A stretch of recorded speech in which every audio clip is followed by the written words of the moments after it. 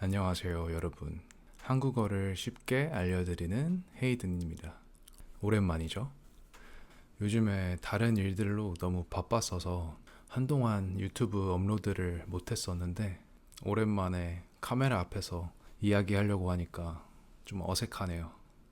여러분 잘 지내셨죠? 저도 잘 지냈습니다. 한동안 유튜브 업로드를 쉬면서 여러분들께 어떻게 하면 한국어를 더 쉽게 알려드릴까? 그리고 저도 어떻게 하면 이 유튜브 촬영하는 거를 조금 더 자주 할 수 있을까 고민을 하다가 이렇게 팟캐스트를 해보면 어떨까 하는 생각이 들더라고요. 사실 어떤 분이 댓글로 한국어로 된 팟캐스트를 보고 싶은데 그런 컨텐츠들이 대부분 여자들이 하는 게 많아서 남자가 하는 팟캐스트를 보고 싶어 하는 분이 계시더라고요. 남자들의 말투랑 여자들의 말투가 다르잖아요. 한국 남자들이 실제로 어떻게 말을 하는지 궁금하신 분들이 계시길래 그때 이제 이렇게 팟캐스트를 진행해 보면 좋을 것 같다는 생각이 들더라고요. 그래서 오늘 이렇게 여러분들과 이렇게 마이크를 두고 이야기해 보려고 합니다. 여러분들이 댓글로 많이 반응을 보여주시고 좋아해 주셔야 이 컨텐츠를 앞으로 계속 진행할 수 있으니까 많은 관심 부탁드릴게요. 재밌게 봐주세요. 네, 그래서 어떤 이야기를 하면 좋을까 생각을 해봤는데 그 레딧이라는 웹사이트 있잖아요. 거기에 보면 이제 다양한 주제들로 사람들이 자기 글을 써놓고 거기에 이제 댓글로 계속 소통을 하는 그런 웹사이트인데 한국에서는 그 웹사이트가 유명하진 않지만 정말 많은 나라에서 그 레딧이라는 사이트를 이용하고 있는 것 같더라고요. 레딧에 보니까 정말 다양한 주제들로 사람들이 글을 남겨놨는데 그 중에서도 저는 한국에 관련된 주제에 대해서 저의 생각을 이야기해 보거나 여기에 보니까 연애 상담 같은 것들도 꽤 많더라고요. 그런 글들도 읽어보면서 저의 생각을 말씀드리는 컨텐츠를 진행해 볼게요. 알아듣기 쉽게 너무 빨리 말하지 않고 천천히 말할 테니까 한국어 공부하시는데 도움이 되셨으면 좋겠네요.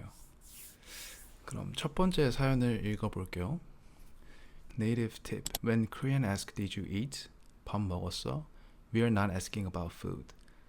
Hey guys, it's What's Up Joe here. One mistake I see a lot of foreigners make is taking the question 밥 먹었어 too literally. If a Korean friend asks you this, don't start listing what you have for lunch like I had sandwich and Coke. For us, did you eat is just another way of saying how are you or I care about you. We are obsessed with food, so asking if someone has eating is the ultimate form of affection. The best answer, just say 먹었어. Even if you haven't, or just ask back 너는? It makes the conversation much smoother. Let me know if you want more real Korean tips like this. Peace. Yeah. 정말 좋은 글 같은데 한국에서 밥 먹었어? Did you eat? 이 말은 사실 정말 밥을 먹었는지 궁금해서 물어보는 게 아니라 영어 표현에서는 How are you 같은 말이에요. 예를 들어서 친구랑 만났을 때 밥 먹었어? 이렇게 그냥 되게 친근함의 표시로 밥을 먹었는지 물어보거든요. 한국에서는 이 식사, 이 밥에 대한 그 중요성이 되게 있는 문화이기 때문에 옛날에 밥을 잘 못 먹을 정도로 좀 가난했던 나라여서 그런지 밥을 좀 되게 중요시 하거든요. 그래서 이런 밥 먹었어?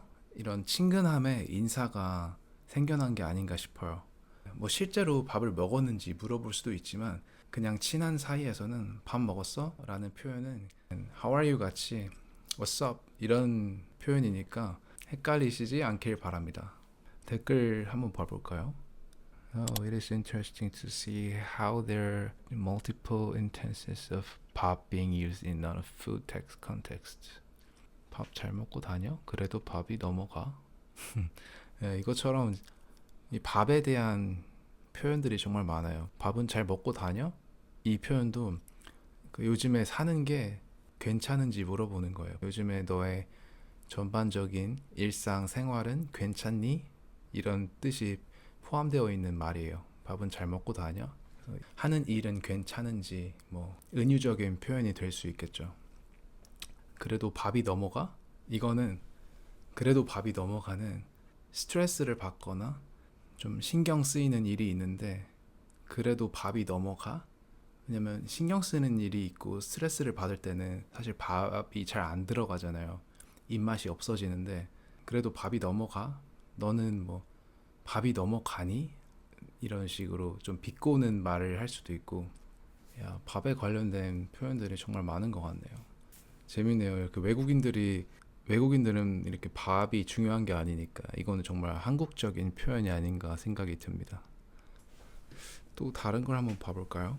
네, Strange fact about Korea. Krispy Kreme tastes better in Korea. Strange, I know, but I've been to a bunch here in the States and made quite a number of visits in Seoul, and hands down every visit to Seoul location was A+.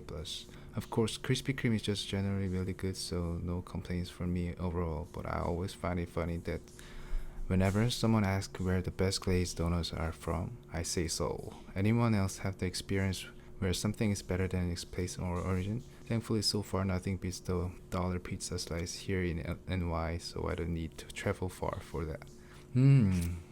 재밌는 글인 것 같은데 크리스피 크림이 한국 게 아닌데 한국에서 먹는 크리스피 크림이 제일 맛있다는 말이잖아요. 그런가? 사실 저는 크리스피 크림을 처음 먹어봤던 게 때가 9살, 10살 때였는데 그때 이제 미국에서 크리스피 크림을 처음 먹어봤었거든요. 이제 그때는 정말 저한테는 신세계였어요. 크리스피 크림을 처음 갔을 때.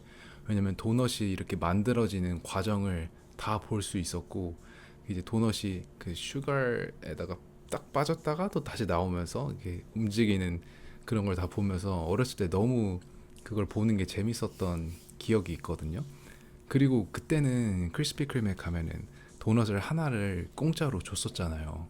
방금 나온 그 도넛을 하나 먹었을 때 진짜 너무 맛있었던 기억이 있거든요. 그때 이제 미국에서 그렇게 처음 크리스피 크림을 먹어보고 그 다음에 한참 뒤에 이제 나중에 한국에도 크리스피 크림이 생겨서 먹어봤었는데 사실 크게 다르다고 생각하지는 않았거든요. 근데 지금은 뭐 외국에서 파는 크리스피 크림 맛이 뭐 달라졌는지 모르겠어요. 최근에는 제가 미국에 갔을 때도 크리스피 크림을 따로 먹어보진 않았어서 잘 안 보이더라고요. 크리스피 크림 가게가. 근데 한국에서는 제가 종종 도넛이 먹고 싶을 때 저는 크리스피 크림을 사 먹거든요. 며칠 전에도 너무 크리스피 크림 먹고 싶어서 더즌을 사서 진짜 엄청 많이 먹었어요. 진짜 도넛 중에서는 저는 크리스피 크림이 제일 맛있는 것 같아요. 크리스피 크림처럼 이렇게 한국에서 더 맛있는 음식이 뭐가 있냐면 제 생각에는 프라이드 치킨인 것 같아요. 제 미국에 있는 사촌 동생들이 한국에 왔을 때 꼭 프라이드 치킨을 먹으라고 말해줬었거든요. 제 생각에 한국의 대표 음식이 치킨이라고 해도 될 만큼 한국에 있는 치킨이 정말 맛있습니다. 정말 다양한 브랜드들의 치킨이 있는데 그 중에서 저는 탑 3를 뽑자면 교촌, BHC, BBQ. 어떻게 보면 그 세 가지가 가장 클래식하다고도 말할 수 있는 브랜드들인데 일단 그 세 가지부터 드셔보시면 아 진짜 맛있구나 생각이 들 거예요. 물론 뭐 미국이나 다른 나라에 있는 치킨들도 맛있는 게 많지만 그 한국 치킨만의 그 튀김 옷이라고 하는 그 튀김 부분이 되게 크리스피하고 양념 소스도 되게 맛있거든요. 다른 나라에서는 맛볼 수 없는 그 특별한 양념 소스가 있어요. 프라이드 치킨뿐만 아니라 그 양념이 있는 양념 치킨도 꼭 드셔보시면 좋을 것 같아요. 양념 치킨도 진짜 맛있어요. 그래서 한국에서는 보통 반반을 시켜 먹거든요. 그래서 프라이드 치킨 반, 양념 반, 그래서 반반 치킨 이렇게 반반을 시켜 먹으면 아마 만족하실 거예요. 저는 항상 가장 좋아하는 음식으로 치킨을 뽑았었는데 20대까지는 그랬어요. 근데 이제 치킨을 너무 많이 먹다 보니까 그리고 또 이제 나이가 먹어서 너무 그런 튀김이 많은 음식을 먹으면 제가 소화를 잘 못하다 보니까 제일 좋아하는 음식이 이제 바뀌었는데 무튼 한국 치킨 꼭 드셔보시길 바랍니다. 진짜 맛있어요. How to meet Korean girls as a foreigner. I am an American soldier living in Korea for the next foreseeable couple years. I like the culture, food, and I just how cleaner and nicer Korea is compared to the US. But I just have a hard time meeting or taking to Korean, particularly the woman. Any advice?